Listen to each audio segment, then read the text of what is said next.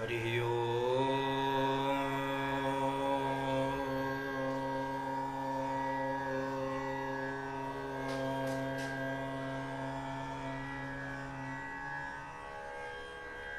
स्वस्ति श्री नृसिंहाय नमः। स्वस्ति श्री नृसिंहाय नमः। स्वस्ति श्री नृसिंहाय नमः। उग्रं वीरं महाविष्णुं ज्वलन्तं सर्वतोमुखं नृसिंहं भीषणं भद्रं मृत्युं नमाम्यहम्। अखण्डमण्डलाकारं व्याप्तं येन चराचरं तत्पदं दर्शितं येन तस्मै श्रीगुरुवे नमः। श्री नृसिंह भगवान की जय। राजा रामचंद्र भगवान की जय। वृंदावन कृष्णचंद्र भगवान की जय। नर्मदा मैया की जय। राजा रामचंद्र भगवान की जय। श्रीमद्भागवत महापुराण की जय। जय जय श्री राधे। जय जय श्री राधे श्याम। प्रिय धर्मानुरागी भाइयों और माताओं, आज श्रीमद् भागवत के परम मंगलमय 16 दिन पूर्ण हुए। आज 17वां दिन भगवान की इस परम पावनी गंगा में हम आप सभी 16 दिन और आज 17वें दिन से गोता लगा रहे हैं। बंधुओं, निर्विघ्नता पूर्वक यह कार्य अपनी गति पर है। सायं 5 बजे, बिल्कुल करेक्ट सायं 5 बजे भगवान के इस दिव्य कथामृत का हम आप सभी पान करते हैं, निरंतर इसका गुणगान करते हैं। और जहाँ तक कि माना जाता है कि भगवान की जो कथा है यह सभी दुखों से, सभी कष्टों से, सभी प्रकार के क्लेशों से मुक्त कराने वाली कथा होती है। जब व्यक्ति थक जाता है, जब संसार से थक जाए, तब वह कथा का स्मरण करे, तब वह कथा को पान करे, तो उसके जीवन में वह थकावट दूर करने वाली कथा होती है। बंधुओं, आइए 2 क्षण भगवन नाम स्मरण करके तदुपरांत भागवत कथा की चर्चा में हम आप लोग सम्मिलित हों और इस परम भागवती कथा में गोता लगाएं और अपने जीवन को धन्य बनाएं। हरे राम राम राम हरे हरे, हरे राम राम राम हरे हरे, हरे कृष्ण कृष्ण कृष्ण हरे हरे, हरे राम राम हरे हरे, हरे कृष्ण कृष्ण कृष्ण हरे हरे, हरे राम राम हरे हरे, हरे कृष्ण कृष्ण कृष्ण हरे हरे। बोलिए भक्त वत्सल भगवान की जय। बंधुओं, विगत कुछ दिन पूर्व हम लोगों ने भागवत के चतुश्लोकी भागवत की चर्चा को अधूरा छोड़ दिया था।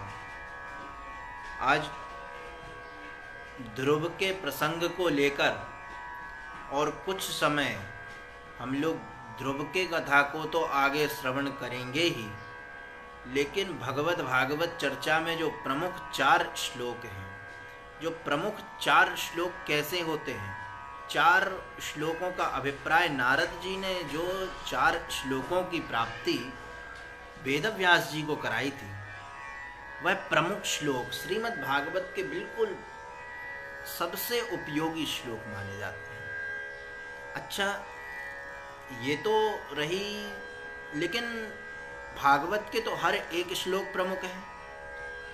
इसको ऐसे समझना चाहिए जैसे कि किसी ने गेहूं के 4 दाने प्रदान किए और हम गेहूं के उस 4 दानों को जब हमें प्रदान करें तो हम उन 4 दानों से और हमसे यह कहे कि इन 4 दानों से आपको इसके कई गुना बढ़ा के हमको दोबारा देना है, इससे इन 4 दानों से आपको कई गुना बनाकर देना है, तो हमें क्या करना पड़ेगा? फैक्ट्री जाना पड़ेगा या फिर किसी दुकान जाना पड़ेगा? नहीं, हमें क्या करना होगा? उन 4 दाने गेहूं को जमीन पर बोना पड़ेगा और बोने के पश्चात उनसे जो वृक्ष तैयार होंगे वह कई गुना बढ़कर होंगे। यही 4 दाने जो गेहूं के थे वह 4 श्लोकों के रूप में श्री नारद जी ने व्यास जी को दिए थे और तदुपरांत व्यास जी ने उसे बोकर अपने हृदय की धरती पर, स्वच्छ धरती पर, भूमि पर उसे बोया है और एक भागवत कल्प तरु का वृक्ष उत्पन्न कर दिया है। और वही बात महाराज कि यही श्रीमद् भागवत के, अच्छा इसमें एक बात और कि असली गेहूं कौन से थे? वो जो पूर्व में दिए गए वो कि जो अब उगे हैं वो? असली गेहूं तो भैया दोनों थे, इसीलिए वे 4 श्लोक भी बिल्कुल असली हैं और यह जो दोबारा प्राप्त जो पेड़ से या अथवा वृक्ष से उगे, उस पौधे से उगे, तो वह भी असली गेहूं होते हैं। इसी प्रकार यह पूरी श्रीमद् भागवत, संपूर्ण भागवत तो असली है, किंतु वो 4 श्लोक तो इनका मुख्य बीज माना जाता है। उनमें से हमने अहमेवा समेवाग्रे नान्यद्यत् सत्सत्परम पश्चादहम यदेतच्च यो विशिष्येत सोऽस्महम्, इसकी व्याख्या तो श्रवण की थी। इसका दूसरा श्लोक सुने। कीर्तेर्थम यत् प्रतीयेत न प्रतीयेत चात्मनि तद्विद्यादात्मनो माया यथा भासो यथा तमः। ऋतेर्थम यत् प्रतीयेत, ध्यान से सुनना और समझ में आएगा कि भगवान ने जो दूसरा श्लोक कहा कि यह मेरी जो जटिल माया है, ये कैसी है? माया की परिभाषा भगवान ने बताई कि ऋतेर्थम यत् प्रतीयेत, जो हमें आपको सबको प्रतीत होती है, जो हमें आपको सबको दिखती तो है किंतु जो नहीं है वही तो माया है। जिस प्रकार मान लीजिए, जिस प्रकार हम लोग फिल्म देखने टाकीज जाते हैं और टाकीज में जब जाते हैं तो पर्दे को देखते हैं, वह सफ़ेद पर्दे में, उस पर्दे में हमें दिखाई देता है कहीं बहुत बाढ़ आ गई अथवा नदी बह रही है। तो नदी बह रही है तो पर्दा तो गीला होता नहीं है, जो दिख रहा है पर है तो नहीं। आग लग गई लेकिन वो पर्दा तो जला नहीं। इसी प्रकार जो दिख तो रहा है किंतु जो ना हो दिख रहा है लेकिन हो ही ना, उसका नाम माया है। ऋतेर्थम यत् प्रतीयेत, जो प्रतीत होते हुए भी न प्रतीयेत चात्मनि, लेकिन जो नहीं दिख रहा लेकिन वो होता अवश्य है। अब वायु है, वायु दिखती नहीं है लेकिन वो होती अवश्य है। इसका स्वभाव है नहीं दिखने का, किंतु हमें पता है कि ये दिखती नहीं है, लेकिन ये अवश्य है। न प्रतीयेत चात्मनि तद विद्यादात्मनो माया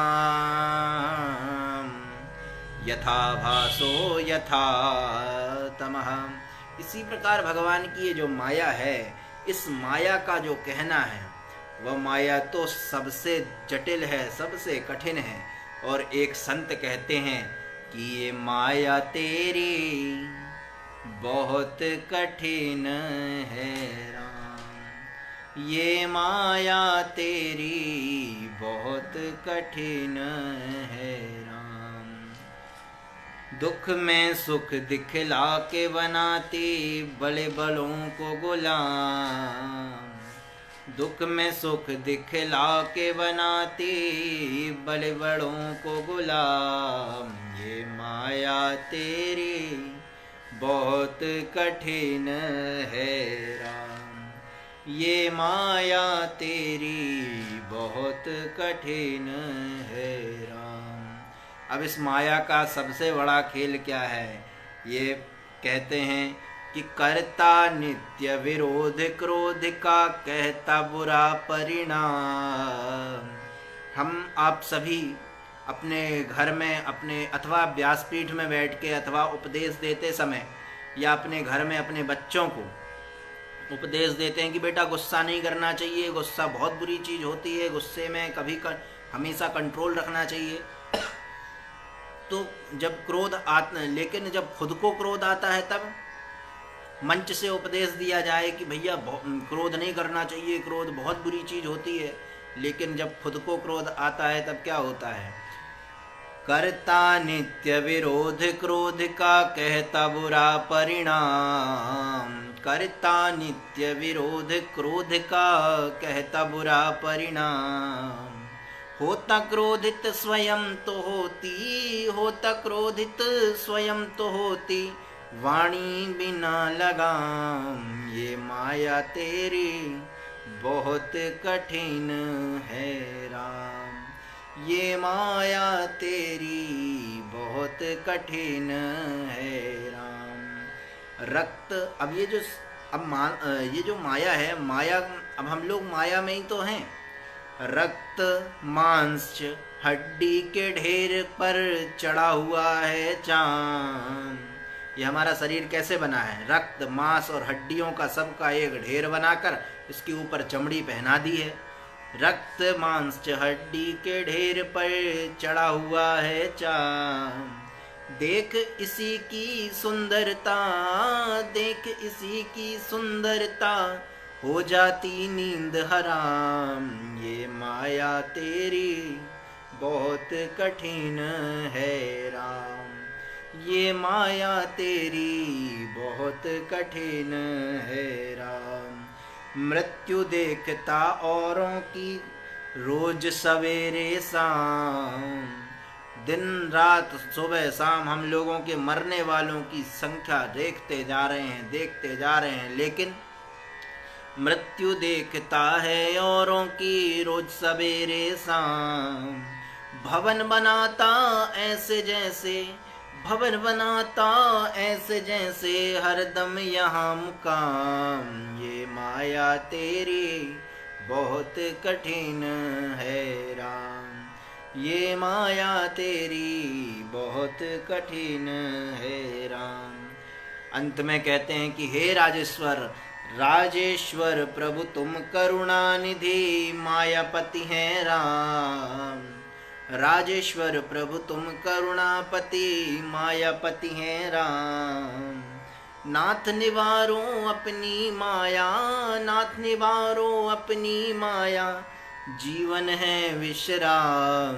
ये माया तेरी बहुत कठिन है राम, ये माया तेरी बहुत कठिन है राम, ये माया तेरी बहुत कठिन है राम। इसीलिए भैया भगवान की जो माया है बड़ी दुस्तज है। भगवान कहते हैं मम माया दुरत्यया, मेरी माया बड़ी दुस्तज है, इसका पार पाना संभव नहीं है।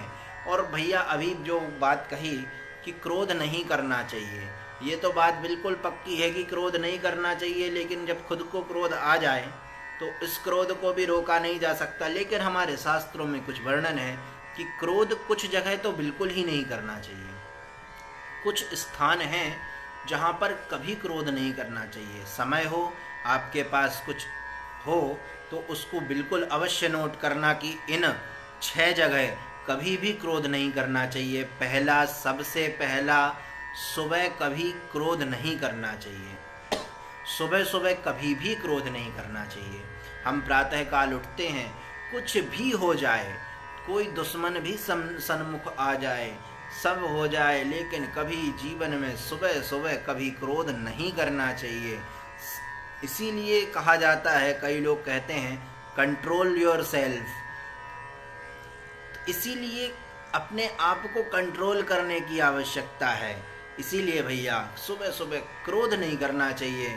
दूसरा लक्षण, क्रोध कब नहीं करना चाहिए? सुबह नहीं करना चाहिए। दूसरा, हमारे पूजन पाठ के समय, हमारे जब पूजन पाठ, भजन, कीर्तन इत्यादि कभी कुछ हो तब कभी क्रोध नहीं करना चाहिए। जब कभी इस प्रकार ध्यान कर रहे हों अथवा पूजन कर रहे हों अथवा जाप कर रहे हों तब कभी भी क्रोध नहीं करना चाहिए। इससे हमारा भजन भंग होता है, इससे हमारे क्रोध के कारण हमारे पुण्य नष्ट होते हैं। इसीलिए दूसरी अवस्था में कभी क्रोध नहीं करना चाहिए। तीसरी अवस्था में क्रोध, जब आप भोजन कर रहे हों तब कभी क्रोध नहीं करना चाहिए। जैसा भोजन बना है, जो जैसा बना है, बड़े प्रेम से उसे पाना चाहिए, क्योंकि थाली में रोटी नहीं, थाली में तो अन्न नहीं, थाली में तो ब्रह्म परोसा जाता है। इसीलिए कभी भी भोजन के समय क्रोध नहीं करना चाहिए। चौथी जगह, घर से बाहर जाते समय, कहीं हम घर से बाहर जा रहे हों और कहीं यात्रा पर जा रहे हैं या तो अथवा अपने नौकरी पर जा रहे हैं अथवा कहीं जहाँ पे भी जा रहे हों, तो घर से बाहर जाते समय कभी क्रोध नहीं करना चाहिए। प्रसन्न हासा, प्रसन्न मुद्रा में हमेशा घर से निकलना चाहिए। और अपने घर से निकलने के पश्चात, ये चौथी जगह कभी क्रोध नहीं करना चाहिए। पांचवा, जब आप कहीं घर के अंदर प्रविष्ट, मतलब कहीं बाहर से आप आ रहे हों, नौकरी से आ रहे हों तब, अथवा कहीं बाहर से कहीं दूसरी जगह दूसरे स्थान से आ रहे हों तब, अथवा जहाँ से भी आ रहे हों, क्योंकि आपका इंतज़ार, आपका नित्य निरंतर, आपके पुत्र, आपके बच्चे, आपके घर के समस्त बुजुर्ग, ये सब आपका इंतज़ार करते हैं, आपकी प्रतीक्षा करते हैं। तो इसी प्रतीक्षा में और आप क्रोध के मारे आग बबूला होकर आते हैं तो घर का जो माहौल होता है वह बिल्कुल अच्छा नहीं होता। इसीलिए पांचवी जगह, यहाँ पर कभी भी क्रोध नहीं करना चाहिए। और सबसे अंतिम, सोने के समय, जब आप निद्रा लेने वाले हों तब आपको क्रोध कभी नहीं करना चाहिए। बड़े ठंडे दिमाग से, बिल्कुल सब कुछ त्यागने के बाद कर्ण बनकर सोना चाहिए। कुंभकर्ण बनकर कभी नहीं सोना चाहिए। ऐसे आपको 6 जगह हमेशा स्मरण रखिए। इन 6 जगह आपको कभी भी क्रोध नहीं करना चाहिए। क्योंकि ये क्रोध की बात आई थी, इसीलिए मैंने आप लोगों को क्रोध की चर्चा थोड़ी सी बताई। भैया माया की चर्चा आज थोड़ी सी हम लोग माया की चर्चा करेंगे। तदुपरांत बहुत सूक्ष्म रूप से हम अंग ध्रुव के वंश की चर्चा हम लोग आप सभी के सन्मुख रखेंगे। माया के विषय में एक बार मार्कंडेय मुनि ने भगवान से प्रश्न किया कि हे प्रभु, मुझे आपकी माया देखनी है, मुझे आपका मायावी प्रलय देखना है। तब भगवान ने कहा कि ठीक है, बिल्कुल आपको यह रूप भी देखने मिलेगा, आपको प्रलय देखने मिलेगा। और एक समय की बात है, महाराज हुआ क्या कि एक दिन अग्निहोत्र कर रहे थे, यज्ञशाला में बैठकर हवन कर रहे थे और हवन की एक आहुति लेकर मंत्र का उच्चारण कर ही रहे थे और जैसे ही स्वाहार कहने ही वाले थे कि अचानक बहुत तेज बाढ़ आती है और सारा समुद्र की कोख में जाकर विलीन हो जाता है। पूरा आश्रम बह जाता है, पूरी कुटियाएं बह जाती हैं, पूरे नगर के नगर बह जाते हैं। एकमात्र अगर कुछ जीवित रहता है तो वो केवल मार्कंडेय मुनि। कई हजार वर्षों तक वे उस समुद्र में गोते लगाते लगाते महाराज देखते हैं कि हमें तो कहीं कुछ था ही नहीं मिल रहा। बड़ी दूर एक विशाल वट वृक्ष दिखा और बस विशाल वट वृक्ष को देखकर मार्कंडेय मुनि ने सोचा कि अब उसी वट वृक्ष के पास चलकर उसका सहारा लेकर वहीं पर बैठकर अपने थकान मिटाऊंगा। और वट वृक्ष जो कि अभी पूरी तरह से डूबा नहीं था, वट वृक्ष के पास गए हैं।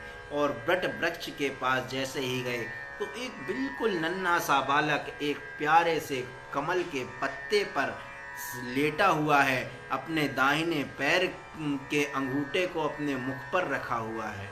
मार्कंडेय मुनि ने सोचा, एक सारे संसार में जीवित मैं हूँ और सारे संसार में जीवित यह बालक है जो भूखा है और भूख के कारण अपने इस पैर के अंगूठे को चूस रहा है। इसीलिए भगवान के भक्त लिखते हैं कि करार विंदे न पदार विंदम मुखार विंदे विनवेशयन्तम बटस्य पत्रस्य मुट्पुटे सयालम बालम मुकुंदम मनसा स्मरामि।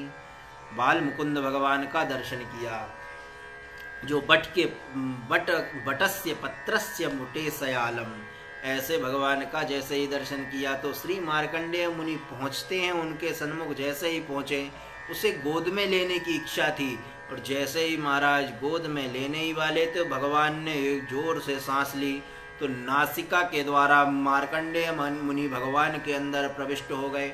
हजारों वर्षों तक उस अथाह सागर में जो भगवान के अंदर विराजमान था, उस हजारों वर्ष तक उस अथाह सागर में गोते लगाते रहे, पड़े रहते और डूबते और कभी निकलते। परेशान हो गए जब महाराज अब क्या करें क्या ना करें। और पुनः एक सांस जैसे ही भगवान ने छोड़ी तो बाहर जैसे ही निकले तो पुनः उन्हें भगवान के दर्शन हुए। हजारों वर्षों तक यही चलता रहा और यही देखते देखते मार्कंडेय मुनि बहुत थक गए और परेशान होकर जैसे ही नेत्र बंद किए और जैसे ही नेत्र खोले तो अपनी यज्ञशाला में बैठकर वहाँ पर अग्निहोत्र कर रहे थे। और अग्निहोत्र में स्वाहा की एक जैसे ही स्वाहा कहा तो वह स्वाहा की आहुति अभी तक जली नहीं थी पूर्ण रूप से। और इतनी देर में भगवान ने मार्कंडेय मुनि को हजारों हजार वर्ष तक की पूरे प्रलय की परिभाषा समझा दी, पूरे प्रलय का दर्शन करा दिया। ऐसे भगवान की माया है। और पुनः ऐसे ही एक छोटी सी कथा और आती है कि एक ब्राह्मण देव थे। ब्राह्मण देव का नित्य का नियम था, श्रीमद् भागवत कथा का नित्य पारायण करते थे। भगवान जगन्नाथ को पारायण करके श्रवण कराते थे। एक समय की बात है कि उनके मन में भी यही इच्छा आई कि प्रभु हमने तो आपसे कभी कुछ मांगा नहीं, बस अगर आपको कुछ देना ही है तो हमको आप प्रभु एक काम करिए, आपका प्रलय का दर्शन कराइए अथवा आपकी माया का दर्शन कराइए, आपकी माया का दर्शन कराइए। तो भगवान ने उनकी माया का दर्शन कराना स्वीकार कर लिया। एक दिन एकादशी थी, आज भी एकादशी है और सौभाग्य से हम सभी एकादशी, बोलिए एकादशी महारानी की जय। और एकादशी का व्रत था और एकादशी में भगवान से प्रार्थना की कि प्रभु मुझे कुछ चमत्कार आज तक दिखा नहीं आपका, कि मैंने क्योंकि आपका इतने वर्षों से विगत कई वर्षों से श्रीमद् भागवत का मूल पारायण कर रहा हूँ और श्रवण करा रहा हूँ, तो प्रभु मुझ पर कृपा करो, मुझ पर दया करो। तो भगवान ने सोचा कि आज इन्हें अपनी माया का दर्शन करा ही देता हूँ।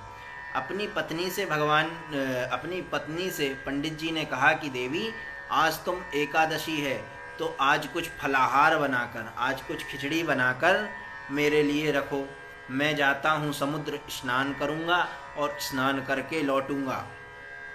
देवी ने कहा ठीक है।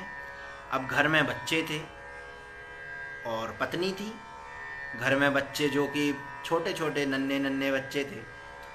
बात आती है कि जाकर स्नान करने गए हैं और जैसे ही एक डुबकी लगाई, जैसे ही डुबकी लगाई और डुबकी लगाकर बाहर जैसे ही निकले हैं तो महाराज क्या पाते हैं कि गंगा जी में स्नान हो रहा है। और गंगा जी भी कहाँ की कि काशी बनारस के घाट पर स्नान कर रहे थे। अब उन्होंने कहा कि मैं कहाँ आ गया, मैं तो जगन्नाथपुरी में समुद्र का स्नान कर रहा था, लेकिन ये मैं बनारस कहाँ से आ गया।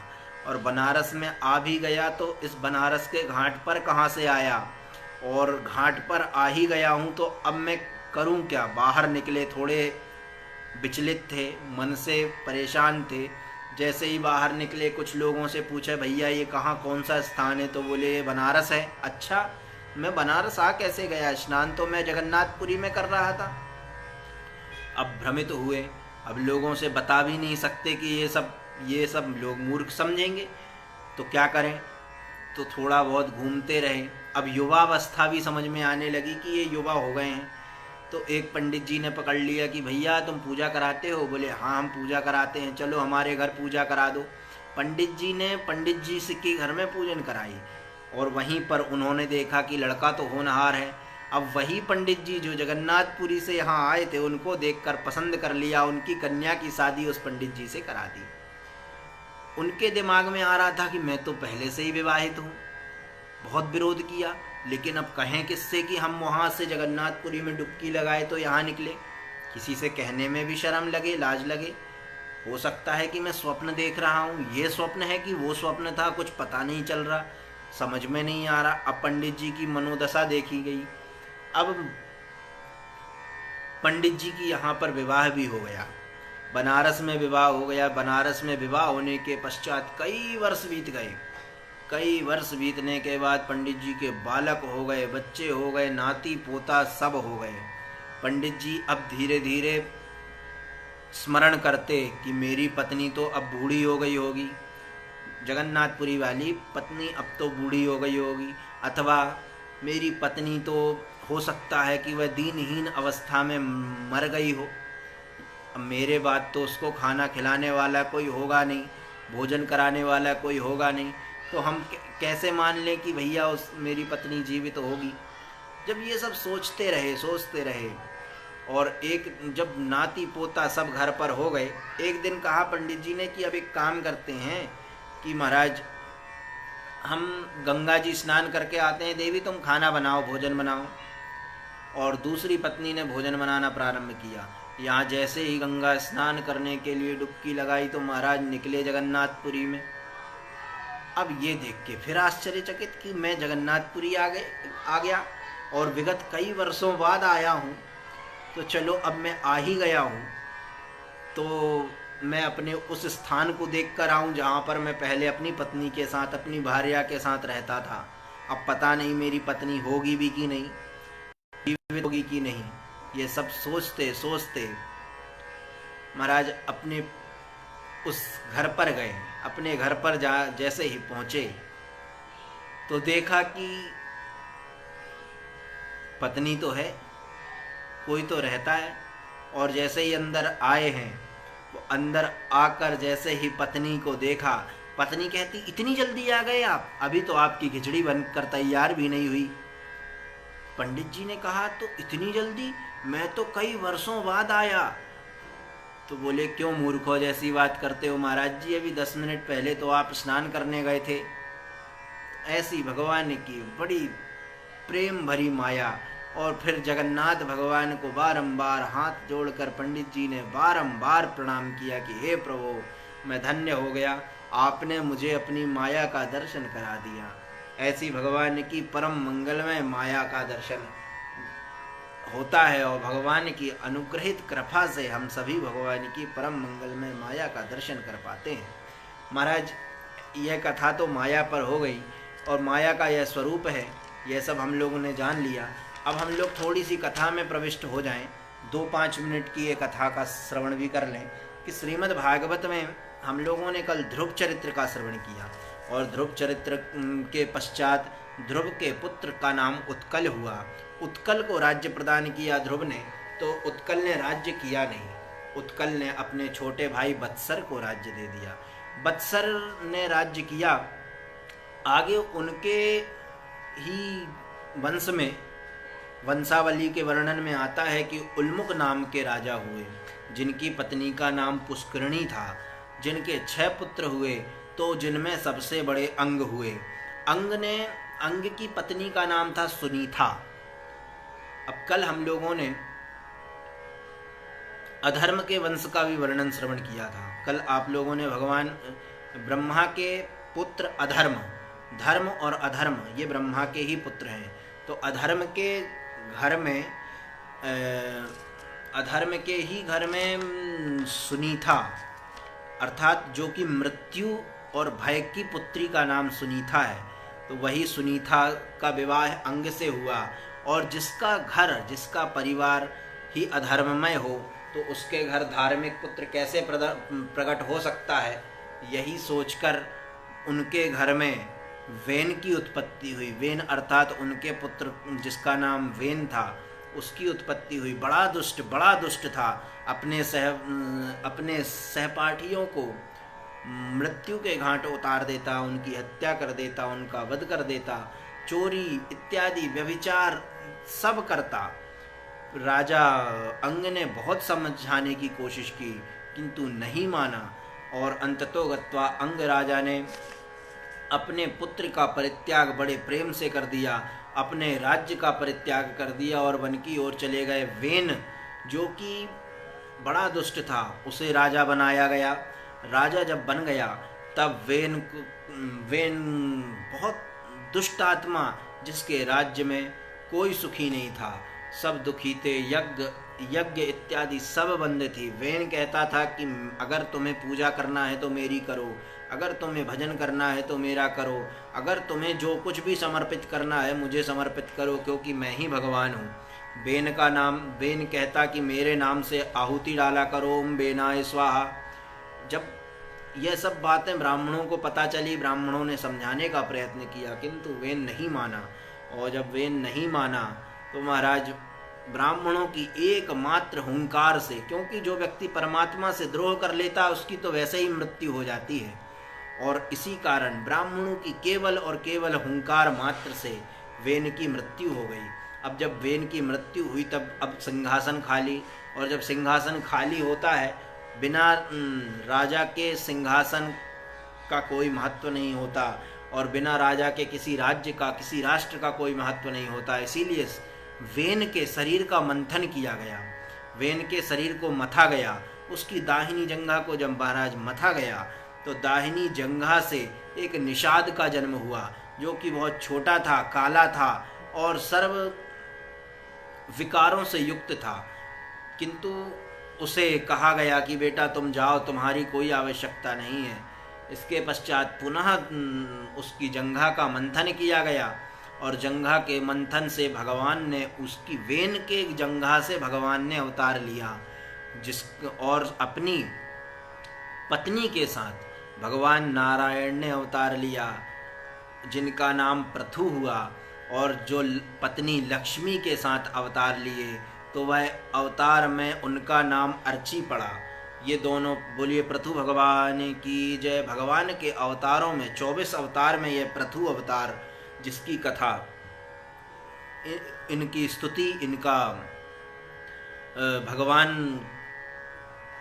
का वंदन किया गया, इनकी स्तुति की गई, बारंबार इन्हें प्रणाम किया गया। हे प्रभु आप ऐसे वैसे, मतलब बहुत प्रणाम किया। हमें हर देवता आए और आप प्रभु बड़े, हर प्रकार से प्रणाम जब किया, तो भगवान ने कहा कि अभी तो मेरा जन्म हुआ है और आप लोगों ने मेरे गुण को देखा नहीं, आप कैसे मेरा गुणगान कर सकते हैं। इसीलिए आप रुकिए महात्मन, पहले मेरे गुणों को देख लीजिए, मेरे गुणों को जान लीजिए, उसी के बाद मेरी स्तुति कीजिएगा।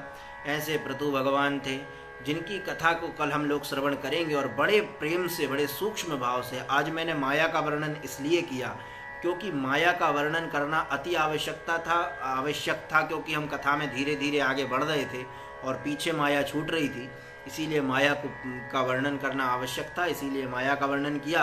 और वेन की कथा बहुत खास थी नहीं, क्योंकि दुष्टों की कथा मुझे लगता है कि दुष्ट की कथा करना बहुत ज़्यादा अच्छा मेरे हिसाब से तो नहीं है।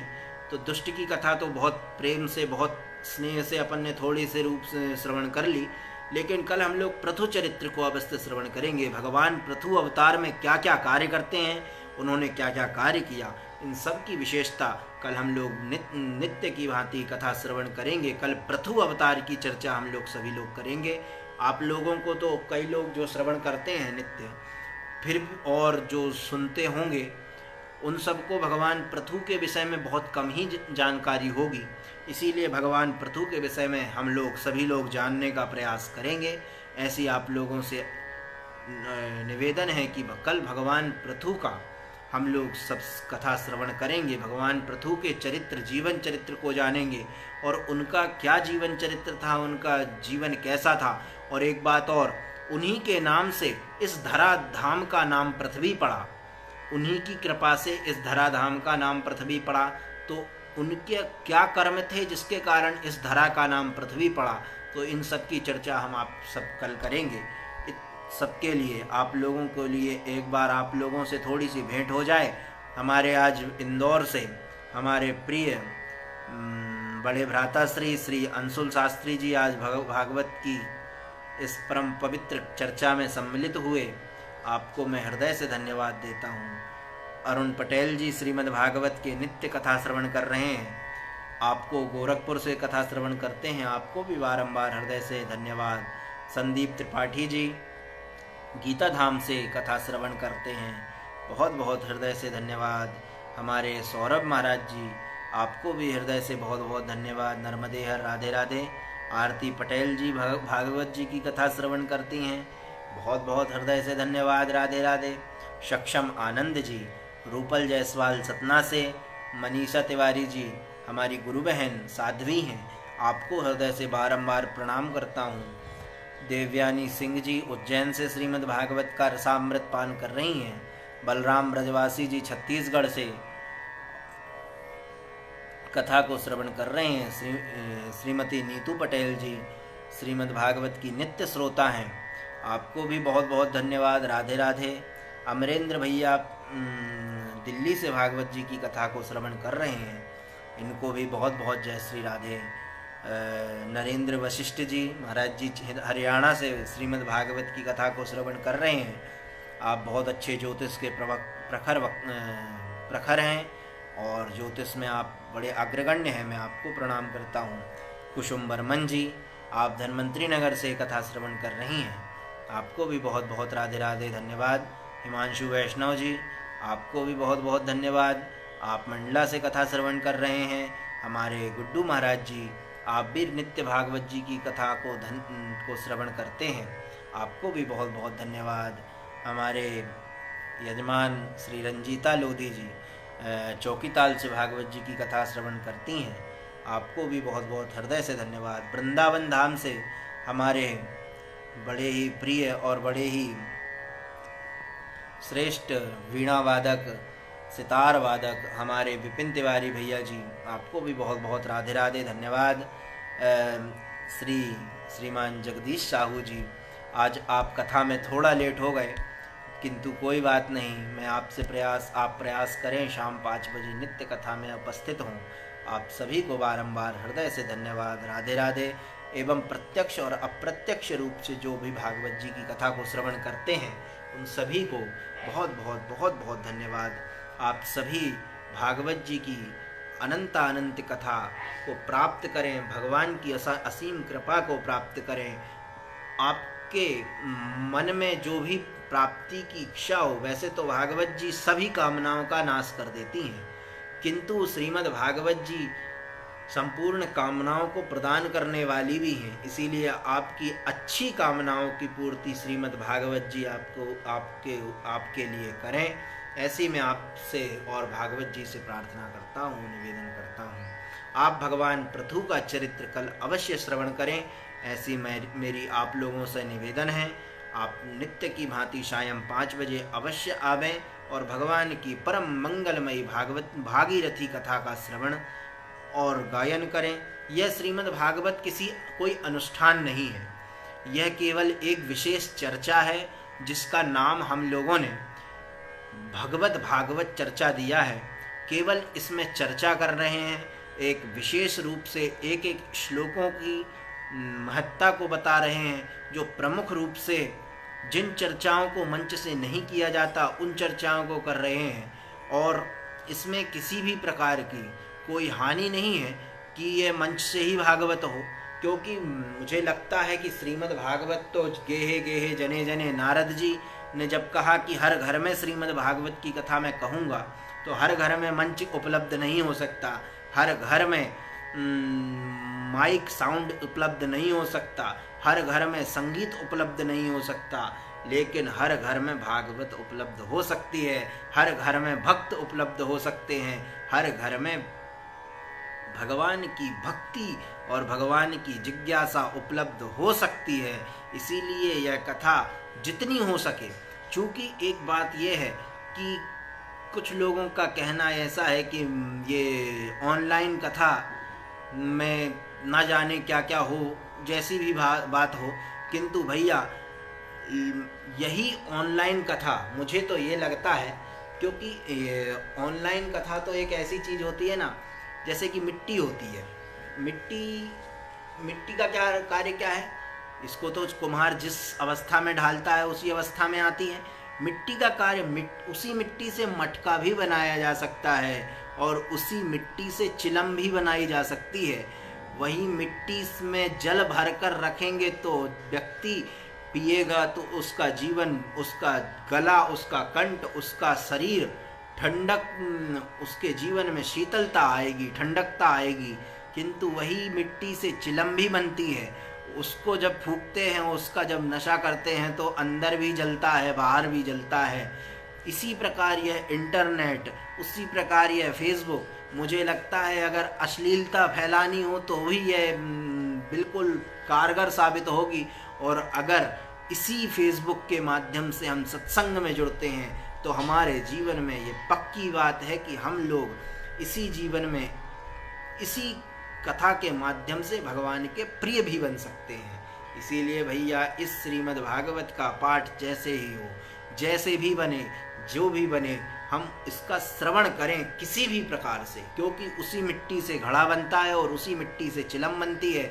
उसी प्रकार से हम लोग फेसबुक का उपयोग हम कैसे भी करें भाई, गंदगी से करें चाहे अच्छी चीज़ से करें। अच्छी चीज़ से हमने सत्संग से जोड़ लिया तो हमारे जीवन कल्याण को प्राप्त होगा, नहीं तो गंदी चीज़ों में तो भैया हमारा तन मन धन हर चीज़ घुसा रहता है।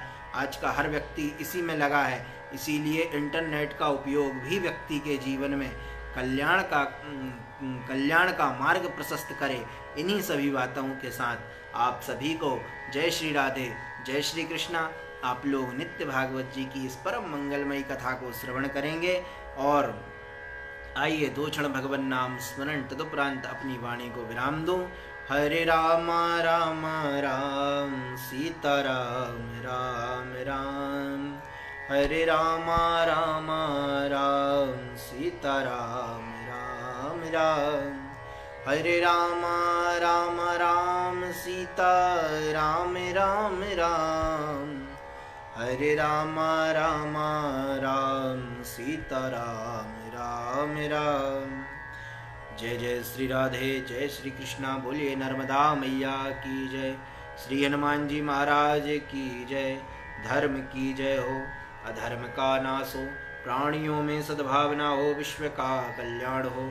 गौ माता की जय हो, गौ हत्या बंद हो, सत्य सनातन धर्म की जय हो। मातु नर्मदे हर हर हर हर हर महादेव।